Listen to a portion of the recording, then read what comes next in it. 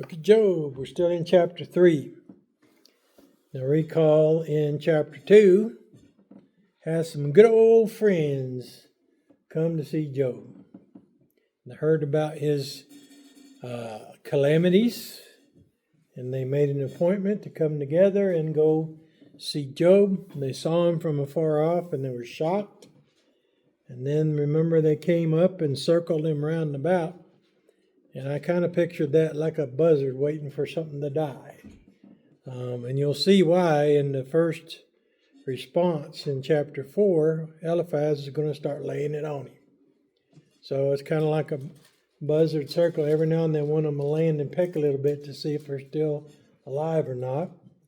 And that's kind of what goes on through the whole rest of the chapters till you get to the end, when God comes down and talks to Job and asks him questions and his 4 friends. So we're going to see a lot of arguments presented in chapter 3. Now remember, his friends sat around a whole week and didn't say nothing to him. Now imagine that kind of friendship. Job had been wise. Job had been dealing fairly with everybody. Job had not sinned. Remember, God bragged on him that he had sinned not, and charged God foolishly in this matter, or those matters, I should say. There was more than one. And he's still maintaining his integrity. Even his wife says, why don't you just curse God and die? So he's faced that and the calamity and the grief from the loss of all of his children. And he's in that grieving process, sitting there in the ashes. And he's in a lot of physical distress too. Remember, the boils are covering him from head to toe. And he's sitting out in a pile of ashes, which signifies mourning, but it also is medicinal for his purposes and helping soak up some of that nasty stuff that's in those boils. So he's scraping with a potsherd, and he's sitting there scraping and scraping and scraping. And these 4 guys, or these 3 friends, never say nothing, never say a thing to try to encourage Job. Now, how would you approach it? How would you approach somebody that's in misery, physical and spiritual for that matter? He's in a miserable condition. How would you approach it? Well, that's one of the first things they should have done, is got together and prayed to God for Job's deliverance. That should be the first thing. And then offering words of comfort, words of consolation, words to help you. That, people, when you go through a funeral and people come up and pat you on the back or give you a hug or kind of just get near you and let it know that you're praying for them, and those kind of things really help go through those valleys of the shadow of death. But these rascals, what did they do? Just sat there watching. That's all they did for a full week now. So here in chapter 3 now, we began chapter 3, Job says, well, they're not going to comfort me. I'm going to start saying what I got to say. But now remember, Job does not curse God. Not through all of this discourse, all the way up to chapter 39, 40, 41, whatever. He does not curse God nor charge God foolishly in all these things. He does get a little bit sorry for himself. Now let me ask you, what would you do? Would you get the pooch mouth a little bit? Yeah, most of us would. But Job's not that way, and he's been quiet. Remember now, he's sitting out there by himself, and these 3 rascals get around him and sit down there and don't say a word. So he says, well, you boys ain't here to help me. I'll just go ahead and start. So it begins to rue, R-U-E, or woe the day that he was born. And that's what this section basically is. He's wishing that he had never been born. Now, he doesn't have a say in that matter, does he? Nope. Who decides whether you're going to be born or not? God. And we're going to walk through that and see what he says from start. We're going to start back in verse 7 It says, Lo, let that night, which is the night that he was born, be what? Solitary. All right? In other words, he didn't want anybody to come together in a company for joyous pleasures or to do any business, no meeting of friends or neighbors or relations, no for refreshments or parties or anything, any kind of recreation. He didn't want any kind of association of that kind attached to his birthday. And what he's basically saying is, man, I'm sorry, I'm born. I'm cursing the day. We'll see that in just a minute. Verse 8, we'll see him let them curse the day. So, now here in verse 7, he says, Lo, let the night be solitary. And then he says, let no joyful voice come therein. He wants everybody to mourn his day rather than to rejoice in it. Remember, there was at the temple, recall, now this is before the temple, but in the temple, remember, songs were heard day and night, nonstop. And they would rotate them around so that they could sing all night and all day. So remember, they had night singing as well as day singing. And he's saying, I don't want any night singing on my day. He says, I'm not looking for any type of public assembly of singing and rejoicing. He says he doesn't want any kind of civil joy on his birthday. Okay? In other words, he's an old sourpuss and don't want nobody to do nothing for him. Ain't that what we'd say? Huh? But yet, look what he's going through. What would you be doing if you were going through this? Ask yourself, what would you be doing? Most of us have to say, oh me, I don't think I'd be doing like Job. Most of us will get the pooch mouth, say, God don't love me no more, I'm leaving. And that'd be it. But you see, Job has integrity. He has wisdom. He has character. He has righteousness given to him by God. But he can say, I don't want this celebration of my birth at all. Look what it says in verse 8. It says, let them curse it that curse the day. In other words, if there are other people cursing, he said he wants them to curse his day too, on his birthday. Or any day which evil befalls them, and they curse the day, then he wants them to go ahead while they're cursing their own, curse him. How's that? Tough stuff, huh? Think about it, though. Where would you be in your mind? Again, what would you be thinking? You'd kind of be thinking along those lines. But notice the way he thinks, he's not directing any kind of doubt or disparaging God in any manner. He's just saying, boy, all this stuff that happened to me, I'd rather not be born. But you see, Job knows that he didn't have a choice in that. And he knows that providence brought him to that birthday. He was born. And we'll see in a minute or two, he was hoping that he never did get born, or that he died in the womb, or that his wife would have aborted him, or his mother would have aborted him. In other words, lost him in their pregnancy, those kind of things. So that's what he's wishing for. Their own day, their birthday. So think about this. Job's cursing his birthday. Well, technically that's not right, is it? No, like we said, if God allows you to be born on this day, he puts you together in the womb, according to Psalm 139. Every single part of you was assembled in the womb by who? By God. God assembled you in the womb. God wrote your members down in the book, remember? And he knew about all your members before you were even born, and assembled you together. And that just goes to show you who's in charge of that unborn. God. Who creates that unborn? God. Right? So when you think about that, you don't have a right to interfere in that.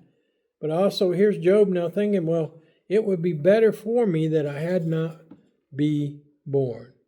He said, look at verse 9. He says, let the stars of the twilight thereof be dark. In other words, make it a dark day. Okay? Make it a dark day. Let it look for light, but have none. In other words, no moon shine, no sunshine, nothing that would lighten it up. He wants it all black clouds. Okay? And that's you have to kind of be careful when you're getting the black clouds on you. Why?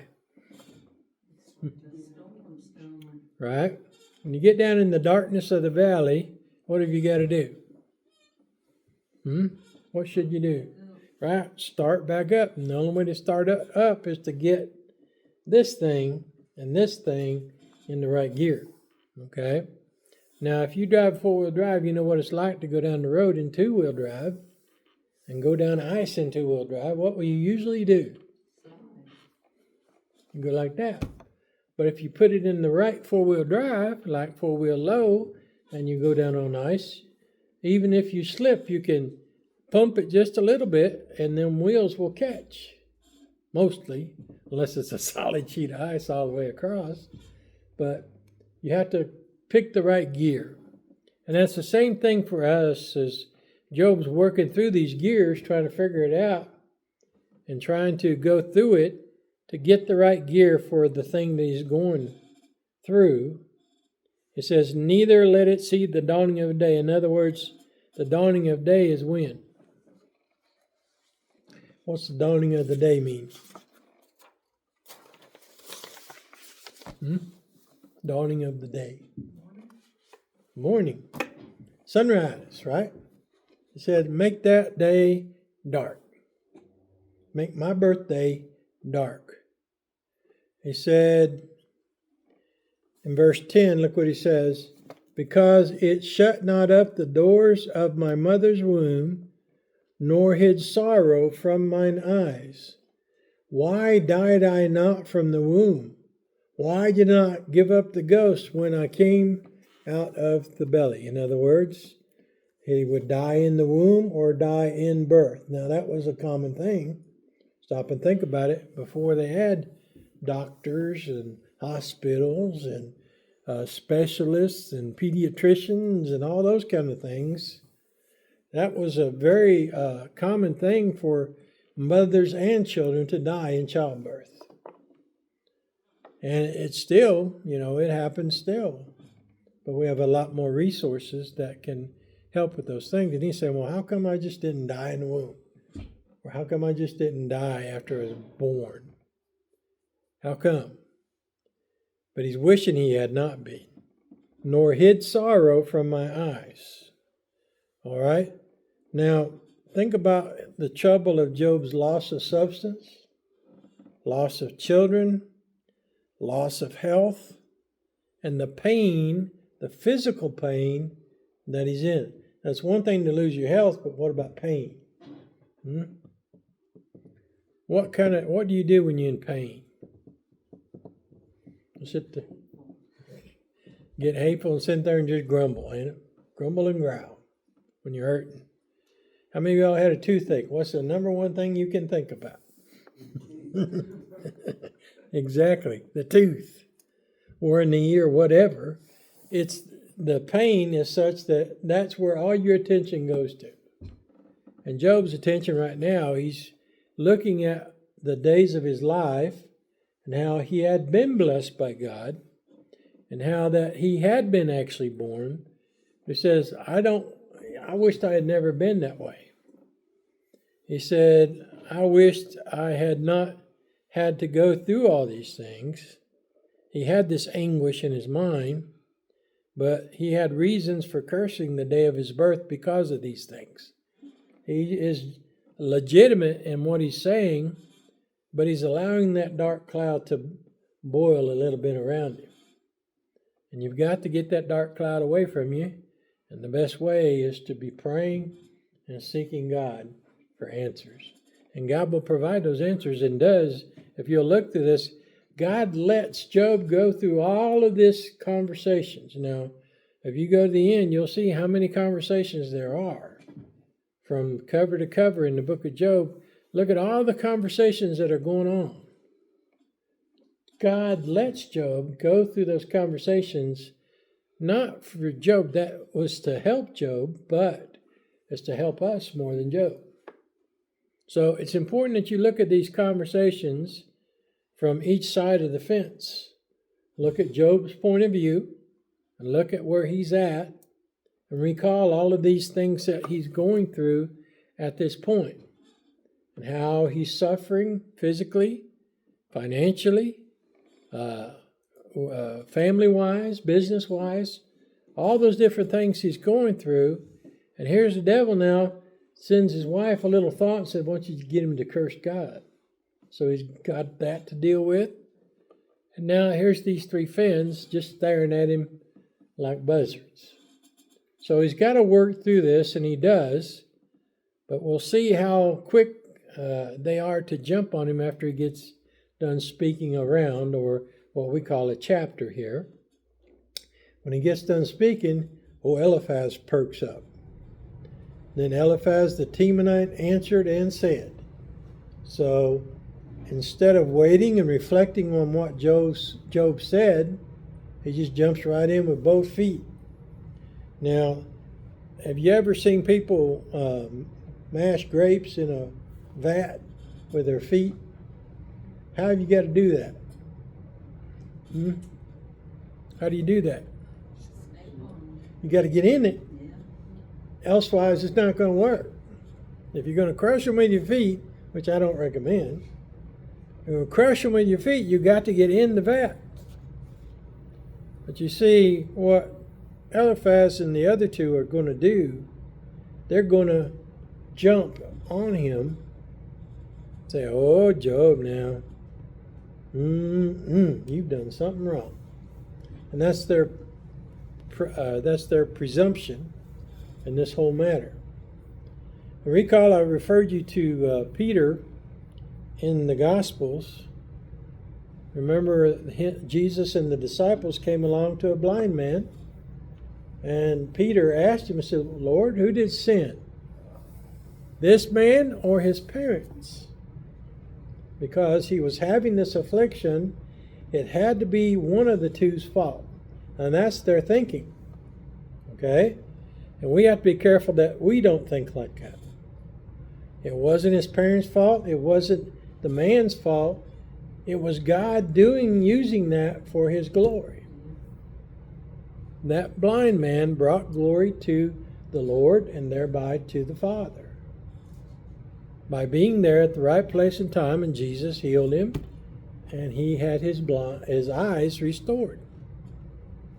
So we see here, Job is saying, boy, it would have been better for me not to have been born. Verse 12, why did the knees prevent me? Or why the breast that I should suck? For now should I have lain still and been quiet. I should have slept, then had I been at rest. In other words, if I hadn't been born, I died, I'd be at rest. Now think about this. The saint, when he passes, what happens to his soul? Right.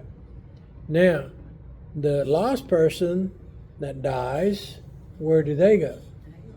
They go to that place called hell. But the righteous are at rest. And you'll see many references in the New Testament about being asleep or resting in Jesus. You think about that. The saved man has no more strife or trouble or sorrow or pain or suffering, and their souls are in heaven. Their physical bodies are still laying out in the graveyard, aren't they? Hopefully they're in the graveyard. But physically speaking, their bodies go back to the earth from whence they came. But the lost man is quite the opposite. His soul does in fact go to hell.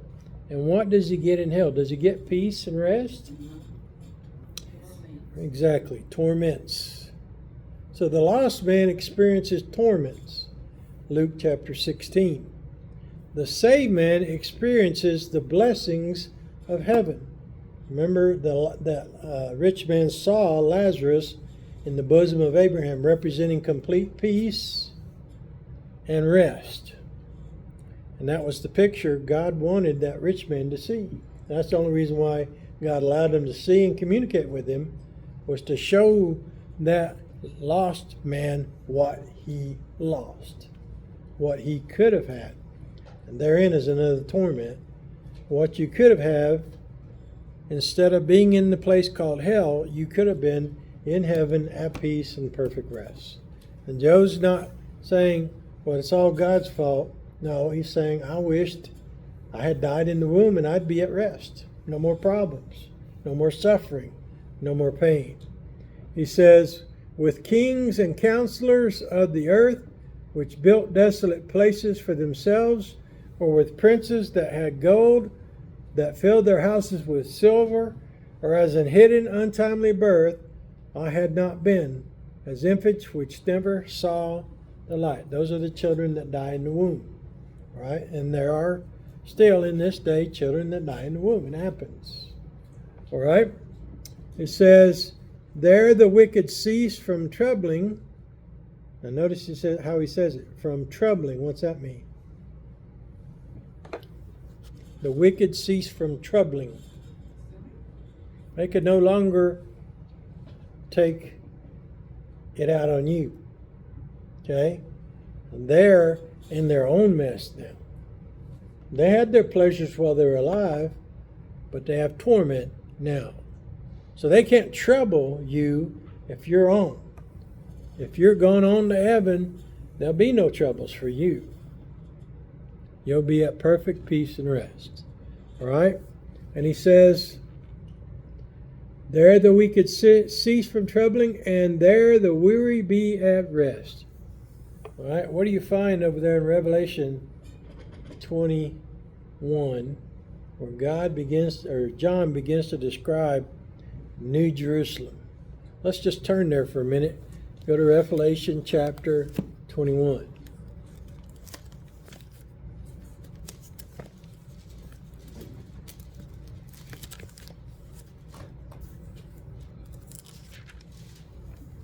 And look at the first part, verses 1, 2, and 3. And I saw a new heaven and a new earth. For the first heaven and the first earth were passed away, and there was no more sea. Now I want you to see a new creation. New heaven, new earth, and in verse 2, and I, John, saw the holy city. And notice how it's described as New Jerusalem. All right? Coming down from God out of heaven, prepared as a bride adorned for her husband. Okay? So you see the residences, that mansions that Jesus has been building, that Jesus built for us.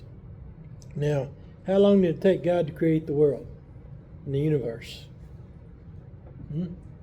6 days. Okay? How long has Jesus been working on them mansions? I know it didn't take him no 6 days. No. He probably had them done the first day.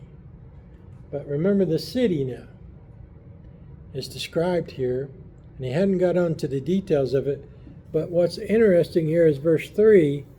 The great change is this, and I heard a great voice out of heaven saying, behold, the tabernacle of God is where now?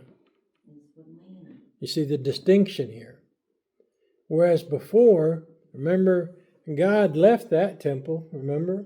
And Ezekiel described him going from behind the curtain to the doors, from the doors to the fence top, and from the fence top on into heaven. So the glory has departed. That's Ichabod, I believe it is that name. The glory has departed. So God had left, but look here. God's going to be there. Not afar off, not separated, not away from you, but there with you. That's a distinct difference. Remember in the garden, God came by every day, but he didn't stay there, did he? Right. He came in fellowship with Adam and then he went back. But now you see a distinction. God is with them. It says in verse 3 again, behold, the tabernacle of God is with men, and he will dwell with them. Now notice it says will. That's not iffy, is it? No, he will. It's going to happen. He will dwell with men, them, and they shall be his people, and God himself shall be with them and be their God. And then verse 4, look at the care. And God shall wipe away all tears from their eyes. There shall be no more death, neither sorrow, nor crying, neither shall there be any more pain, for the former things are passed away. So all the things that deal with sin and the results of sin have been done away with. They're all in that one central location called the lake of fire. And that will never have an effect on this new city again. The devil will never get loose again. The Antichrist, the false prophet, will never get loose from that place. It's guarded by the holy angels and the Lord himself. It's guarded and they will never escape. There'll never be a prison break. There'll never be a parole or a pardon. All who are in that place will stay there for the rest of eternity. How sad that is. But the contrast, what we're looking at and what Job sees is that look at the rest I could have had. Look at this place where I'm going to be. Because Job had instruction on the redemption. Job had instructions on the return of Christ. It says, I know my Redeemer, what? Liveth. Okay? He knows that he's going to see God in the flesh. Now, it's a different kind of flesh than what we got right here. It's a glorified flesh. But nonetheless, he's going to see him.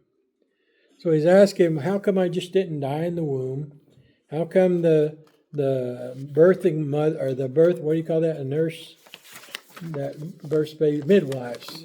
Midwives didn't just go ahead and kill me. Or the knees could refer, they had a thing of wrapping the child up and washing it down with salt and wrapping it up in swaddling clothes.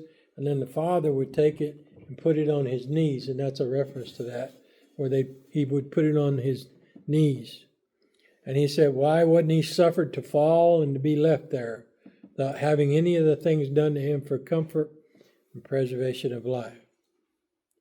Then verse 13 says, for now should I have lain still and been quiet. You know, how perfect it is in rest and peace, how perfect it will be when those souls come back and get their glorified bodies. They don't have those yet, but they'll get them in the resurrection, or what we call the rapture. And if you want to get technical, the harpazo in the Greek, it says, shall be caught up. Remember, we're going to be caught up together with them where? In the air. Not on the land, in the air. Jesus said, I'm going away, and I'm going to come back in the same manner, in the clouds. And we're going to meet him in the air, in the clouds, and there we shall be with him forever. 1 Thessalonians chapter 4. You can read that out. So Job says, I should have slept, then I wouldn't have had all these troubles. And he's right. He would not have had any trouble once he's dead. You're not going to have trouble if you're God's. Think about that.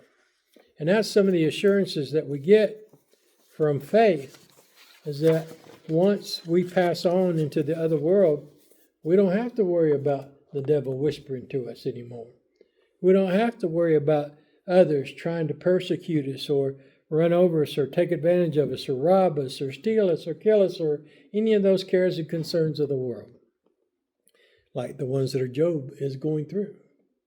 We don't have to worry about those, because when we're gone, we're gone. To be absent in the body is to be present with the Lord. See that? To be absent in the body means we're no longer here. Our souls have taken flight and they've gone on to be with the Lord. So we'll take up with verse 15 and go on in Job, and go ahead and read ahead the rest of the chapter. Then start reading Eliphaz's response. And he's kind of be like thumbing his nose at Job. Okay? He's going to say, now it's back on you. Kind of one of those kind of things. And I always pictured as, like stomping a man when he's down. That's what they end up doing for a bunch of chapters. They stomp him while he's down. They make false accusations against him. They convince him they try to convince him that he'd sinned. But Job knows better. He had not sinned, and he did not plan on sinning. He did not plan on cursing God and dying. He wished he had been born dead, and that kind of thing. But he's not going to kill himself, is he? He's not saying, I'm going to kill myself. No, that's not his right. Who's in control of the living and dying? God, not you. Okay? God, not you, and that's God's right. For we have an appointment, don't we? We all have an appointment. One day it will come. Okay? Whether it be through the clods or whether it be through the clouds, it's going to happen one day. So go ahead and study ahead and finish up to chapter 3, and then we'll start chapter 4. All right, let's all stand.